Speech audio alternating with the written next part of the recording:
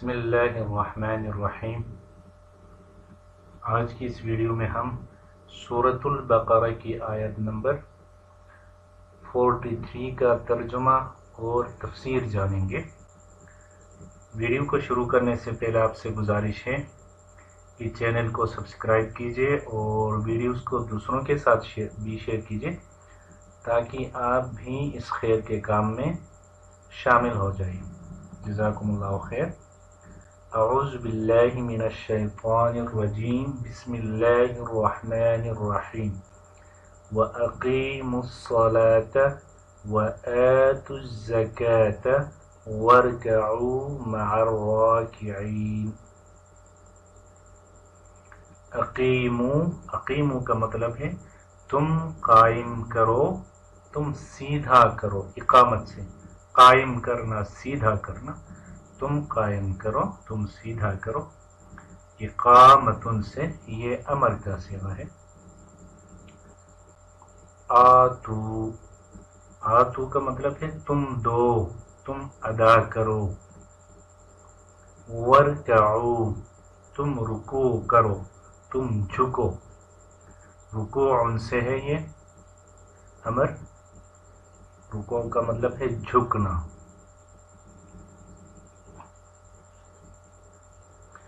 وَأَقِیمُوا اور تم قائم کرو، الصَّلَاةَ نماز کو، وَآتُوا اور ادا کرو، دو، الزَّکَاةَ زکوٰۃ کو، وَارْکَعُوا اور رکوع کرو، جھکو،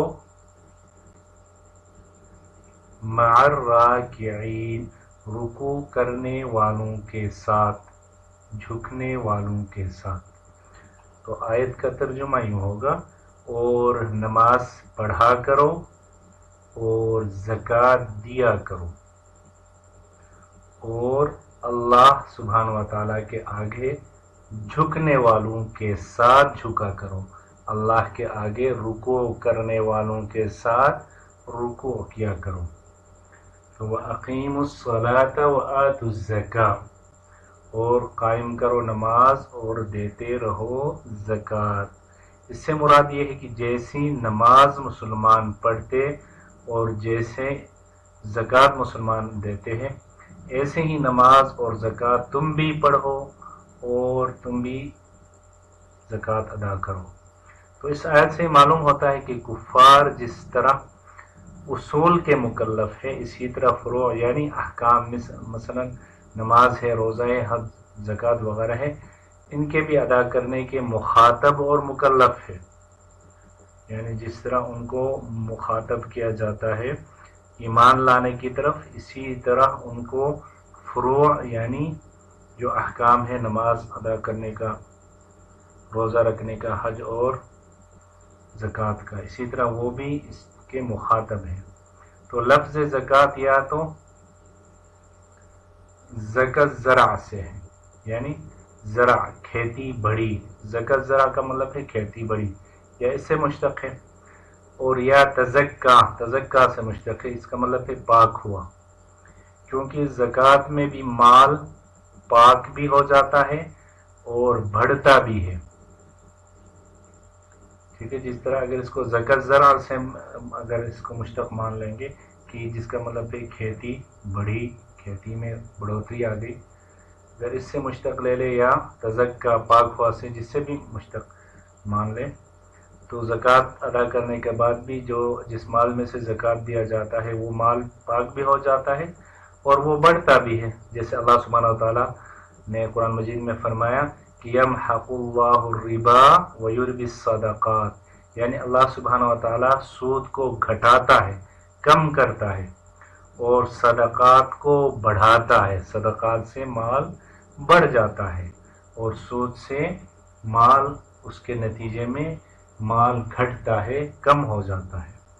اور وَارْکَعُوا مَعَ الرَّاکِعِینَ یعنی جھکو جھکنے والوں کے ساتھ،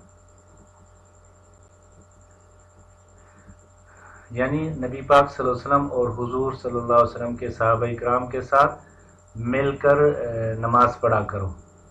تو نماز کو بلفظ رکوع کے ذات یہاں پہ ذکر فرمایا۔ رکوع کے ساتھ نماز ادا کرنے کا حکم دیا، لیکن لفظ رکوع کا یہاں پہ لایا۔ حالانکہ رکوع نماز کا ایک رکن ہے، ایک جز ہے، عین نماز نہیں ہے، بلکہ اس کا ایک پارٹ ہے، ایک حصہ ہے۔ وجہ اس کی یہ ہے کہ رکوع کے ساتھ، رکوع کے الفاظ کے ساتھ نماز ادا کرنے کا حکم اللہ سبحانہ وتعالیٰ نے اس آیت میں دی۔ اس کی وجہ یہ ہے کہ یہ حکم یہود کو ہے، یہاں ان کو حکم ہے، خطاب کیا جا رہا ہے، اور یہود کی نماز میں رکوع نہیں تھا۔ اور اسی طرح اس آیت میں باجماعت نماز پڑھنے کی بھی ترغیب اور اس کی تحریض ہے، اس آیت کے اندر اس پر ابھارا گیا ہے، یہاں باجماعت نماز پڑھنے کی ترغیب دی گئی ہے۔